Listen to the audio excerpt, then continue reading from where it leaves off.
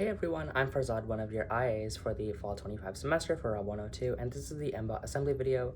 Sometimes you might get a robot from the cage, and you might notice that the wheels are loose or maybe one of the sensors is dangling, so this is your one-stop shop to figure out how to fix your robot whenever. And we'll be working with these robots for the video. Alright, so we're going to start off with the wheels. Now, for any of the repairs that you're going to do for the robot, you typically only just need this one Allen key and a Phillips screwdriver. Most of the robot is designed to be either built with these thumb screws, or these kinds of four-headed screws, or even just these screws, which the Allen key is for. So this is supposed to be a pretty in-depth video, so let's get started with if one of your wheel assemblies is incorrect. A wheel assembly looks like this, where you have a wheel and then a motor attached to it. So I'm going to show you how to put it together from the beginning. So you're going to take your two wheels, and in between them you want to put this bushing in between, and you want to take your four screws. Typically, at least when I took the class, the only kinds of repairs we had to make were like maybe the wheels were loose on the motor itself, but this is just an important way to know if something's wrong. There we go. So you want to put them in like that. Then we're going to take our bushing and we're going to put it on the wheels like so, like that. And then we're going to take our second wheel and we're just going to slide it on. So it'll look something like this. So once they're together, you want to take your Allen key tool and you want to just screw them all together. Now, while you're doing that, it's also important that this is the second part, which is this motor assembly here. Typically, again, you won't have to put this together, but I'll show you how to put it together, just so you know. Great, and once the screws are pretty much through, we're going to take our motor assembly and we're just going to stick it on like such, and we're going to screw in.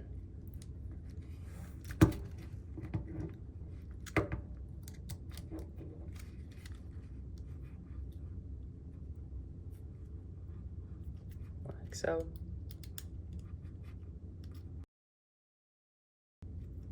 awesome. And so now ideally you have a motor assembly here and here, and since our MBot uses three kinds of wheels, we're gonna have three assemblies. The other one is on the platform, which I'll show you next. Awesome. So the next part of putting our robot together is we're going to take one of these base assemblies. Typically you'll have the board on here already. You shouldn't really need to touch this, but just in case we're making this video. So you're going to notice that if you look at this base here, there are these three sets of distinct screw holes here. This is where we're going to actually attach our motor mounts. So we're going to take our motor that we just assembled and we're going to align it with the four screw holes here, and then we're going to screw it in.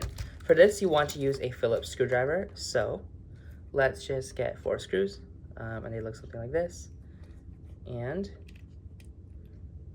we're just gonna screw them all in. So it's not that complicated, like the ends, like so. And you're gonna do that for all the other four screw holes as well. So now you can see that we have our three motors assembled, but you have all of these wires at the bottom. So I'm gonna quickly show you how to route these wires. We wanna take our wires and we wanna put them through this inside hole here. And there's an important way to orient the wires so that you actually get the right motion. Otherwise your connections will all be incorrect. So I'm just gonna route all the wires through here real quick. You'll notice looking at these wires that we always have a green head to black head.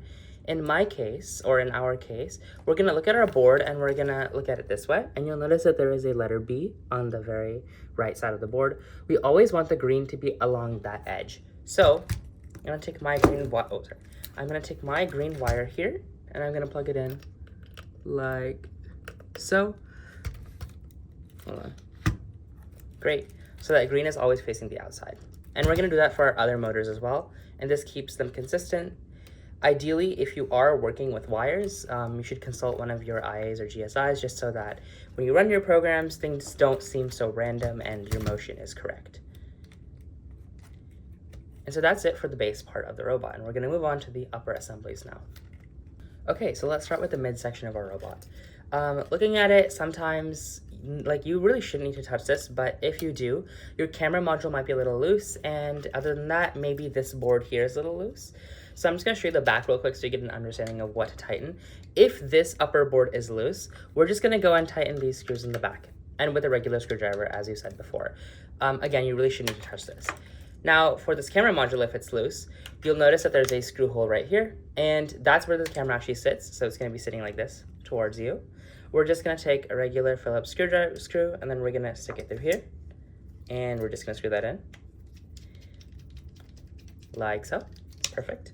Now, in terms of everything else, this is basically it when it comes to the mid-assembly of the robot. The next big part would be our upper assembly, of course, and we're just going to attach this to our bottom section. So we have our bottom section, we have our upper section. You'll notice that there's these standoffs between each level. These standoffs are actually put together with these thumb screws. So if you look at this, these are thumb screws. You can just put them together with your fingers. So the first thing we're going to do is we're going to take this cable that's down here, and we're going to plug it into our board.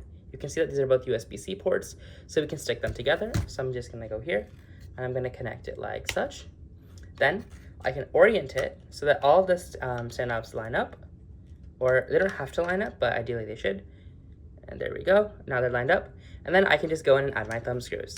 So you can see here that this screw can go into here, and we can just put it together by using our fingers. No unnecessary tools are needed for this step.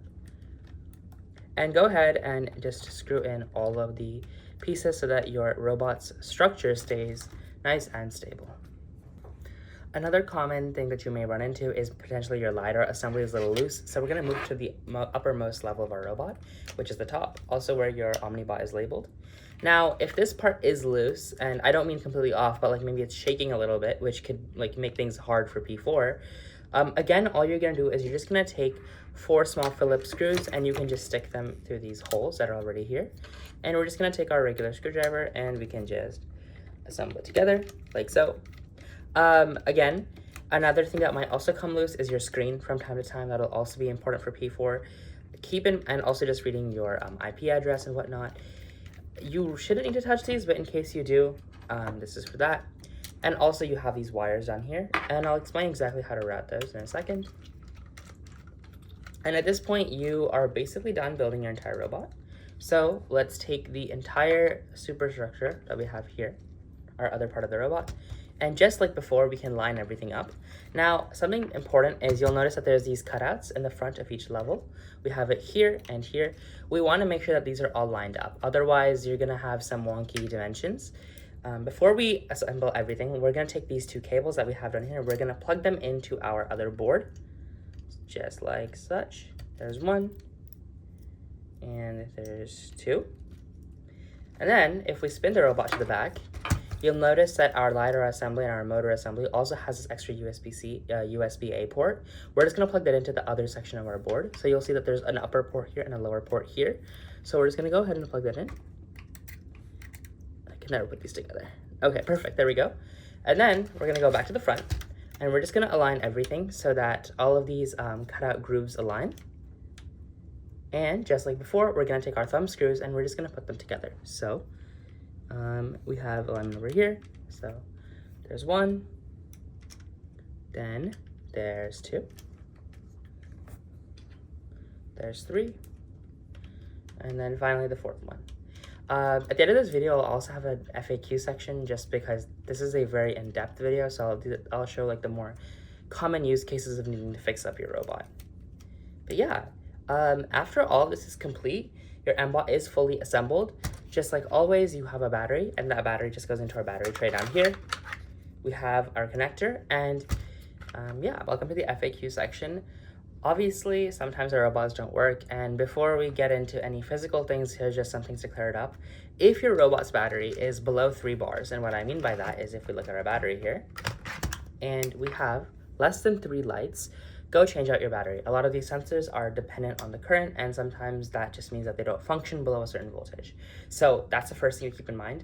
Even after that, however, if things aren't working, here's a few things to keep in mind. Sometimes our wheels get a little loose, and so what we can do is we can just take this Allen key, and there is actually a hole in there. If you can see, it's right there. We can actually just go and tighten that. So we can take our key, and we can just tighten. And that ensures that our wheels are properly locked to the motor, so there's no wobble while we're moving around. Additionally, sometimes maybe our sensors are a little loose, so we can just tighten these screws up here just to make sure the LiDAR isn't wobbling too much. Again, shouldn't really be that much of a problem. And the last thing you want to watch out for is sometimes these motor assemblies entirely are kind of shaking. And I covered that earlier in the video, but there are just regular screws that are down here, and we can just tighten those as we need to make sure that our robot is moving stably. But other than that, if you have any other questions, always feel free to reach out to me or another GSI or whoever is your TA for the semester, and we'll be more than happy to help you. And good luck in this semester.